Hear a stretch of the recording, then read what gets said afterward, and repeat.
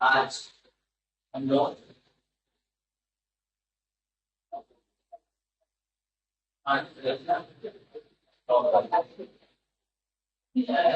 Industry topic है, हिंदी है, अच्छा है, हमारी डेली लाइफ से रिलेट करता है। ठीक है, ट्रांसपोर्टेशन ट्रांसपोर्टेशन जो भी है वो आपके पास में किस यूज आता है सबको पता है।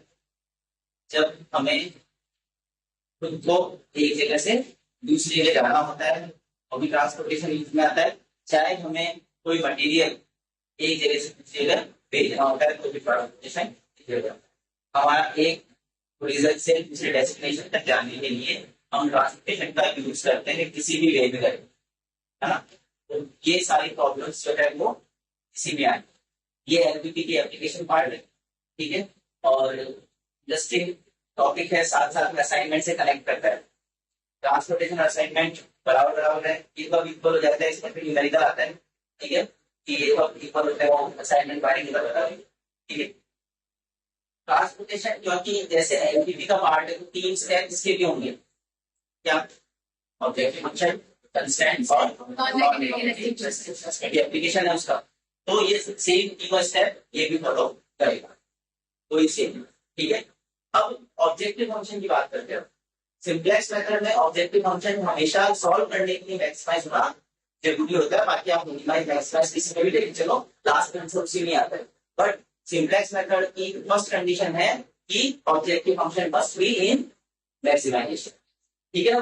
तो इस अपार्टमेंट को बताओ ट्रांसपोर्टेशन का ऑब्जेक्टिव फंक्शन क्या होना चाहिए। ट्रांसपोर्टेशन का ऑब्जेक्टिव फंक्शन हमेशा क्या होना चाहिए, मैक्सिमम या मिनिमम, मिनिमम होना चाहिए। तो क्योंकि हम लोग चाहे टाइम की बात कर ले और चाहे मनी की बात कर ले, दोनों ही केसेस में हमेशा कम से कम खर्चा करना चाहते हैं ट्रांसपोर्टेशन पर। कोई भी बंदा ऐसा नहीं होगा जो ये चाहता है कि मेरी ट्रांसपोर्टेशन कॉस्ट ज्यादा है। हम कहीं पर घूमने जाते हैं तो सबसे पहले देखते हैं हम किस रूट से जाएं कि हमारी ट्रांसपोर्टेशन कॉस्ट कम पड़े, कौन सा व्हीकल यूज करें हमारी ट्रांसपोर्टेशन कॉस्ट कम पड़े, है ना। अगर मान लीजिए हम काफी डिस्टेंस पे जा रहे हैं, वहां एरोप्लेन से भी जा सकते हैं और ट्रेन से भी जा सकते हैं, हमारे पास समय से तो बोल के ट्रेन से चलेंगे, क्योंकि एरोप्लेन की कॉस्ट बहुत ज्यादा है, उसमें तो हम 3 महीने आराम से जाके आएंगे, इसमें तो एक ही आएगा, है ना। और अगर ये टाइम की बात हो जाए तो फिर अपन मनी को कंसिडर नहीं करेंगे, क्योंकि वहां टाइम 2 घंटे में पहुंच रहे हैं, यहाँ पर 10 घंटे में पहुंच रहे हैं, ठीक है। तो दोनों में फिर टाइम और मनी किसको प्रायोरिटी देनी है उस पर डिफरेंस आता है, बट टोटल मिला करके ऑब्जेक्टिव फंक्शन मिनिमाइज भी होता है, ठीक है। ट्रांसपोर्टेशन की जो सबसे पहली कंडीशंस आती है हमारे पास में, हम जो ट्रांसपोर्टेशन प्रॉब्लम पढ़ रहे हैं वो बेस कर रही है ओरिजिन और डेस्टिनेशन पर, और हम ऐसा मान के चल रहे हैं पूरी इस चैप्टर के अंदर हमारे पास में कुछ ओरिजिन है और कुछ डेस्टिनेशन, ठीक है ना। जितने ओरिजिन है वो O से रिप्रेजेंट है, जितने डेस्टिनेशन है वो G से रिप्रेजेंट, ठीक है। हमारे पास में कुछ सप्लाई है और कुछ डिमांड है, क्योंकि हमको एक जगह से दूसरी जगह कुछ सामान भेजना है। हम पूरे चैप्टर में ये माइंड सेट करके चले, ठीक है। तो मान लीजिए हमने अजमेर से सपोज करिए जयपुर कुछ सामान भेज रहे हैं, तो ओरिजिन हमारा अजमेर हो जाएगा और डेस्टिनेशन हमारा जयपुर हो जाएगा, ठीक है। अब बात आती है कि भेजा क्या जाता है, जो डिमांड होती है। तो पूरी ट्रांसपोर्टेशन प्रॉब्लम में 2 चीजें चलेगी, सप्लाई डिमांड या अवेलेबिलिटी रिक्वायरमेंट, दोनों बोल सकते हैं हम। या तो हम सप्लाई बोलते हैं तो उसके साथ में हम बोलते हैं डिमांड,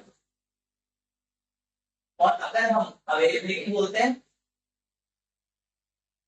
तो हम बोलते हैं रिक्वायरमेंट। दोनों सेम चीजें समझते हैं।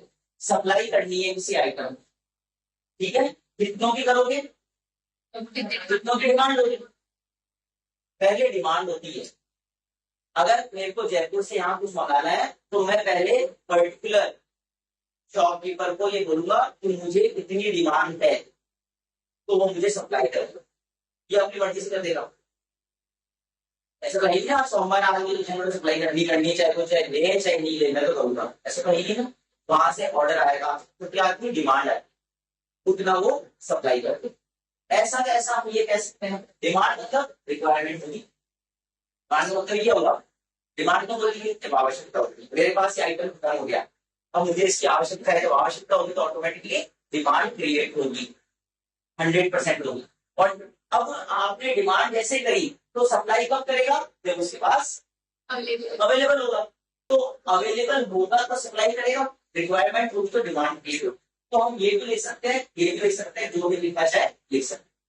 आगे बात समझ। तो सबसे पहले हम इसका मैथमेटिकल फॉर्मुलेशन पढ़ते हैं कि मैथमेटिकल फॉर्मुलेशन क्या होता है।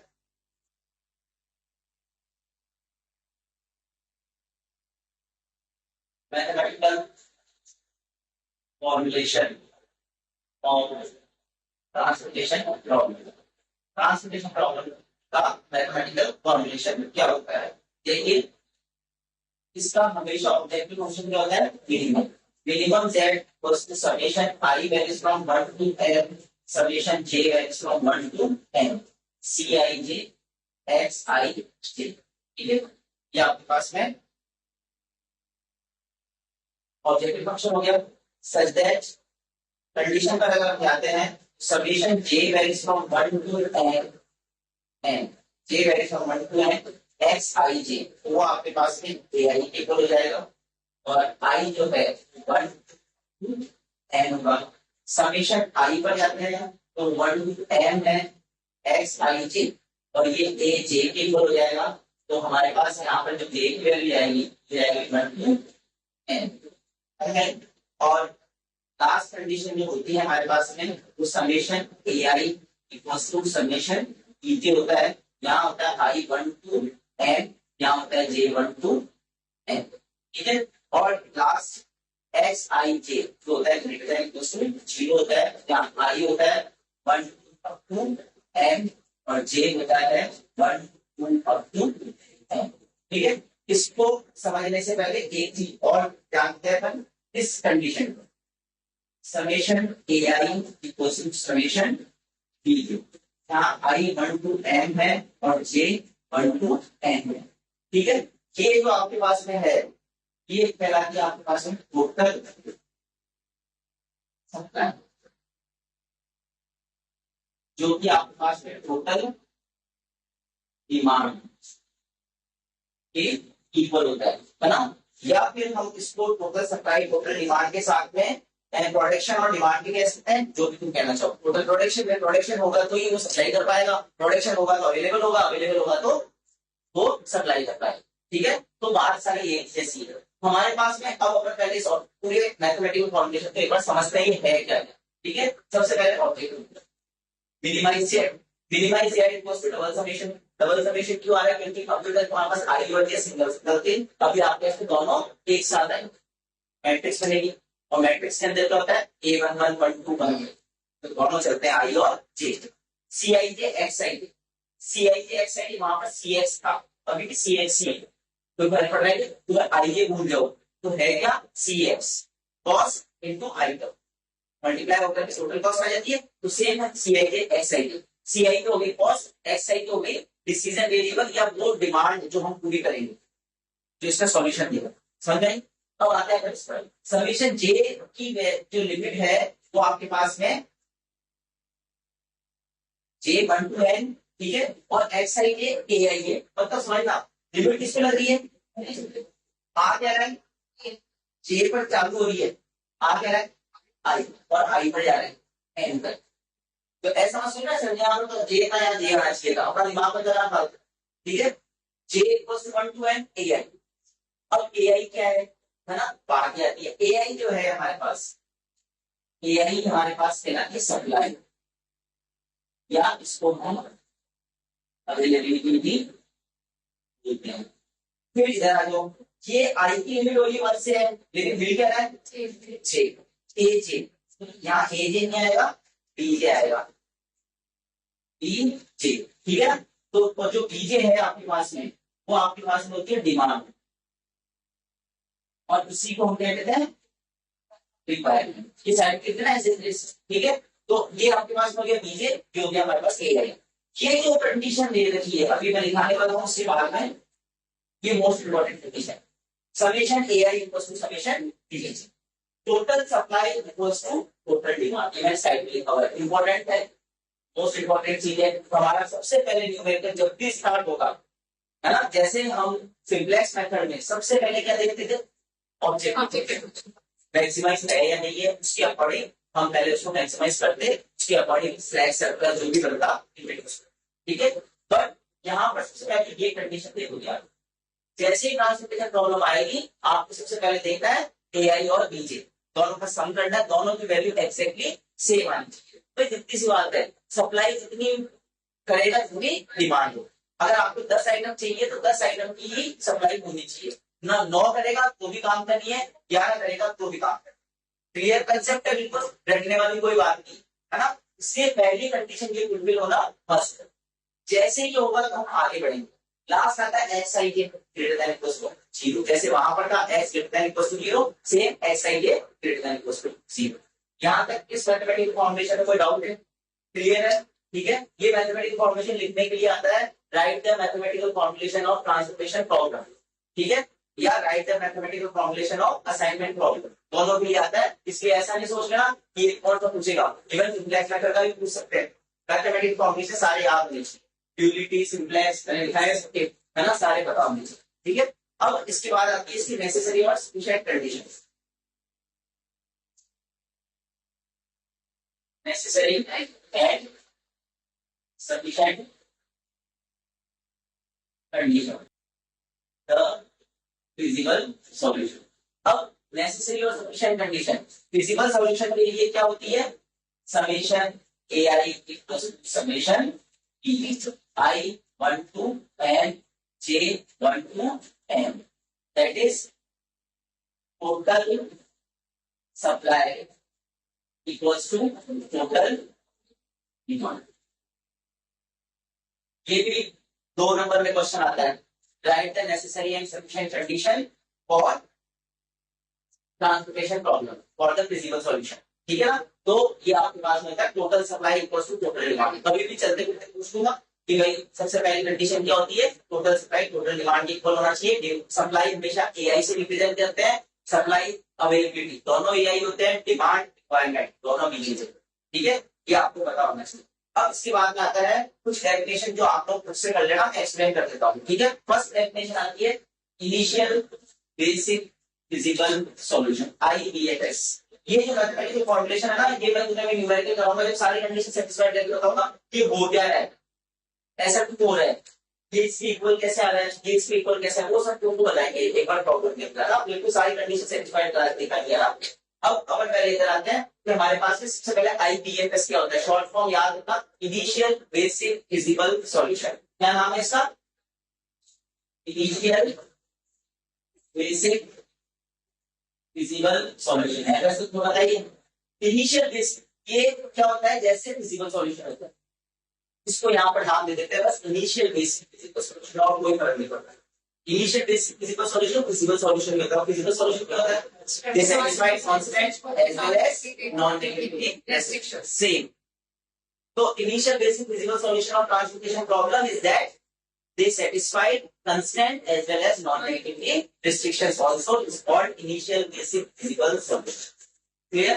next आता है हमारे पास में BFS, जो कि कहलाता है basic physical solution. Basic physical solution important है इसके लिए, ये पूछा जाता है, इसकी डेफिनेशन पूछी जाती है कि व्हाट इज द या define the basic physical solution for the transportation problem, पूछा जाता है ना। क्या होता है, एनी IBFS उसके पहले इनिशियल बेसिक होना जरूरी है, जैसे वहां बोलते थे ना, तो वैसे यहां भी बोलते हैं अगर कोई भी ट्रांसपोर्टेशन प्रॉब्लम है उसका initial basic physical solution already exist होना चाहिए, मतलब कंस्टेंट और नॉन नेगेटिव रेजिस्टेंस सेटिस्फाइड होना चाहिए उसके बाद। तो any IBFS is said to be BFS if number of positive allocation equals to n plus n minus 1। ये कंडीशन याद होनी चाहिए सभी को। ये पॉजिटिव एलोकेशंस क्या होती है, एक्स आई याद है, CIJ XIJ, हर जगह XIJ XIJ XIJ है, ये पॉजिटिव। लास्ट कंडीशन है XIJ ग्रेटर देन पॉजिटिव, ये नया। Number of positive allocation equals to n plus n minus 1। तो where n number of rows, इसका मतलब origin, n number of columns मतलब डेस्टिनेशंस। हमने अभी स्टार्टिंग में बताया था पूरा क्वेश्चन ओरिजिन और डेस्टिनेशन पर है। तुम्हें ओरिजिन पता होंगे कितने, डेस्टिनेशन पता होंगे कितने, तुम दोनों का सम करके 1 से माइनस कर दो, जो रिजल्ट आएगा उतने एलोकेशन होने चाहिए। अगर 6 आए तो 6 ही होने चाहिए, 5 आए 5 ही होने चाहिए। अगर ये नहीं इक्वल होता है, यहाँ नॉट इक्वल आ जाता है, तो डीजेनरेसी इन ट्रांसफॉर्मेशन। तो मैंने बताया था क्वेश्चन चल जाता है डीजेनरेसी इन ट्रांसफॉर्मेशन प्रॉब्लम कब, जब ये दोनों के बीच में नॉट इक्वल हो जाएगा। हमारा नया टॉपिक होगा, वो कहलाता है डीजेनरेसी इन ट्रांसफॉर्मेशन प्रॉब्लम। आगे बात समझे, अभी हम ये चेक करेंगे। अच्छा, कई बार क्वेश्चन ऐसे पूछ लिया जाता है घुमा कर, क्या right the first condition of optimality for the transformation problem. मैं लिखा हुआ थियरी के अंदर, लेकिन मैं अलग से कभी भी लिखा था। जब अपन क्वेश्चन करेंगे ऑप्टिमलिटी टेस्ट अप्लाई करेंगे तब मैं लिखवाता हूँ, लेकिन बच्चा क्या उसको तो रट लेता है। लेकिन अगर यही 2 नंबर के क्वेश्चन पूछ लिया जाता है कि right the first condition of optimality for the transformation problem, तो स्टूडेंट होता है कि भाई यही होती है। जब तक ये सेटिस्फाइड नहीं होगा ऑप्टिमलिटी टेस्ट नहीं लग सकता। फिर डीजेनरेसी आ गई, और डीजेनरेसी आ गई तो आप उसको सिंपलेक्स मेथड में डीजेनरेसी आ जाती है, आप आगे बढ़ पाते हो। आप वो तो प्रॉब्लम टाइए की एलिमेंट को पता नहीं, की एलिमेंट ही बता दो, सेंट्रिक तो पता चल गया, डिमांड कौन होगा, बेसिस खाली नहीं हो पा रहा है, तो बेसिस खाली नहीं होगा, डिमांड नहीं होगा, तो तुम इसको एंट्री करा नहीं सकते हो, अटक गया, बढ़ पाए क्या नहीं। सेम अगर यहाँ डीजेनरेसी आ रही है, इसका मतलब तुम ऑप्टिमलिटी टेस्ट अप्लाई नहीं कर सकते। आई बात समझ में? तो इसका मतलब क्या है, अगर हमारे पास में फर्स्ट कंडीशन ऑफ ऑप्टिमलिटी पूछी जाए तो भी ये लिखना है, the first condition of optimality is number of positive allocation equals to n plus n minus 1, जहां m और n ओरिजिन और डेस्टिनेशन होंगे। क्लियर, ये आपको पता होना चाहिए। यहां तक कोई डाउट? इसके बाद आता है हमारे पास में third, optimal solution, OS, any basic physical solution. देखो ये किससे कहा, एनी सॉल्यूशन, फिर एनी आएगी एफएस, अब डीएफएस। तो any basic physical solution which minimise the objective function. 100% केवल मिनिमाइज होता है, ऑब्जेक्टिव फंक्शन का ऑप्शन ही नहीं है तुम्हारे पास, मैक्सिमाइज और मिनिमाइज, केवल और केवल क्या होता है। तो अगर कोई भी basic physical solution objective function को मिनिमाइज कर दे, वही उसको क्या कहलाता है, ऑप्टिमल सॉल्यूशन। क्लियर, ठीक है। ये तुम्हारा ट्रांसपोर्टेशन की बेसिक थ्योरी है। तुम लोगों को स्टार्ट करना है ट्रांसपोर्टेशन प्रॉब्लम, थोड़ा स्टार्टिंग में देखना मुझसे क्या होती है। पहला सबसे व्हाट इज ट्रांसपोर्टेशन प्रॉब्लम, ये क्वेश्चन सबसे पहले बनना चाहिए, ठीक है। उसके बाद mathematical formulation of transportation problem, जैसा लिखा है same, necessary and sufficient condition for physical solution of the transportation problem same. फिर उसके बाद में तीनों डेफिनेशन आईडीएफएस, डीएफएस, ओएस, है ना। इसके बाद में हम आते हैं आपके पास में कि मेथड्स ऑफ सॉल्यूशन क्या होता है ना, इस पर बात करते हैं।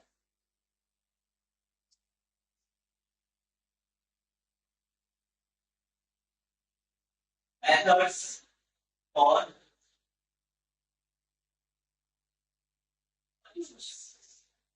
ठीक है, इसको बात करने के लिए पहले अपन एक स्टोरी सुनाते है ना, बहुत सारा सुना है, ठीक है।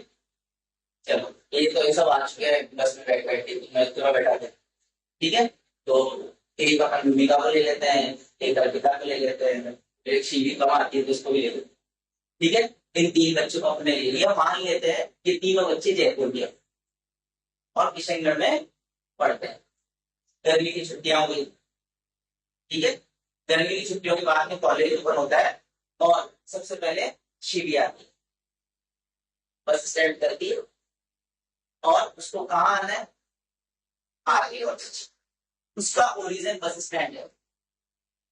हम ओरिजिन किसको लेके चल रहे हैं, बस स्टैंड को, और डेस्टिनेशन लेके चल रहे हैं आगे, ठीक है। तो अब होता क्या है, जैसे ही आती है और बस स्टैंड पर उतरती है सामने एक ऑटो खड़ा होता है, ऑटो वाले को बोलती है ऐसा आरती कॉलेज चल रहा है, बोला हाँ बैठिए मैम, मैम बैठती है और आरती कॉलेज उतर जाए। उतरने के बाद में ऑटो वाले ने बोला, ऑटो वाले से पूछा कितना, 100 लगी पकड़, तुरंत दिए आगे। समझ में आई मेरी बात? हुआ क्या, पापा जी ने पैसे बहुत सारे लेके भेजे थे, टेंशन की, इसलिए हमने चढ़ने से पहले पूछा ही नहीं कितना देना है। उतरने के बाद पूछा अब बोल कितना देना है, उसने वो 200 मांगता तो फिर 200 ही दे, और 100 मांगता तो फिर 100 दे दी। ठीक आ गई। और अगर इस ओरिजिन से इस डेस्टिनेशन तक मान लीजिए 5 किलोमीटर का रन है तो उसने से 100 रुपीज पे कर दी। क्लियर? अगली बस से आर्टिकल करती, ओरिजिन उसका भी आर्ट कॉलेज है, बस स्टैंड है और डेस्टिनेशन सेम है। हम मैथमेटिक्स पढ़ रहे हैं तो पार्शियलिटी कर नहीं सकते, सबका सेम सेम ही रखना पड़ेगा। अब ये उतरती है, उसने बोला उसको भी वही जाना था, ऑटो वाले खड़े थे, उसने बोला आर्ट कॉलेज चल रहा है, 2-3 आ गए, बोला कितने, 100। उसने बोला मैडम मेरे साथ चलो 90। तीसरे बोला मैं ले चलता हूँ, जा रहा हूँ 80। बोला ठीक है। इसने वहां पर 5-7 मिनट खर्च करे और ये भी यहीं पर आ गई, लेकिन 80 इसमें कम हो गए। Origin same, destination same. अब भूमिका आती है, इसको भी आना यही है। भूमिका तो विकास पढ़ के चली गई थी मेरे से, तो इसमें पूरा दिमाग लगाया, इसने आराम से पहले कंपैरिजन किया, ये 80 ले रहा है, ये 90 ले रहा है, अगर कोई और थोड़ी देर वेट करने कॉलेज क्या करना, कोई प्रोफेसर की क्लास होगी कोई मतलब है नहीं, इससे बढ़िया तो यहाँ पर थोड़ा सा देख लेते हैं। तो इसने थोड़ा वही दिमाग लगाया, एक और जा रहा था कि हाँ मैं छोड़ दूंगा 60 ही मिलता, ठीक है ये 60 में आता, same origin same destination but तीनों की कॉस्ट डिफरेंट है ना। तो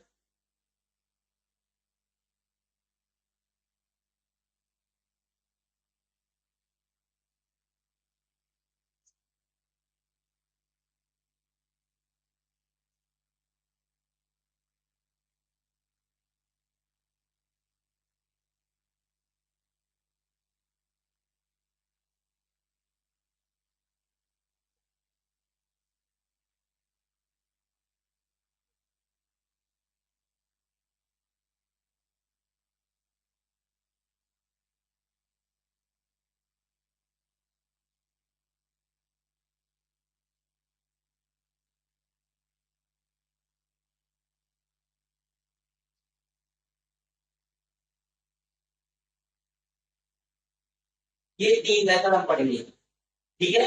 north west corner rule, least cost method, इसका दूसरा नाम मैट्रिक्स मिनिमम मेथड, और last Vogel approximation method, short form VAM और यूनिट कॉस्ट मेथड। ये 3 पढ़ेंगे। ये जो फर्स्ट मेथड है नॉर्थ वेस्ट कॉर्नर रूल, ये वाला है,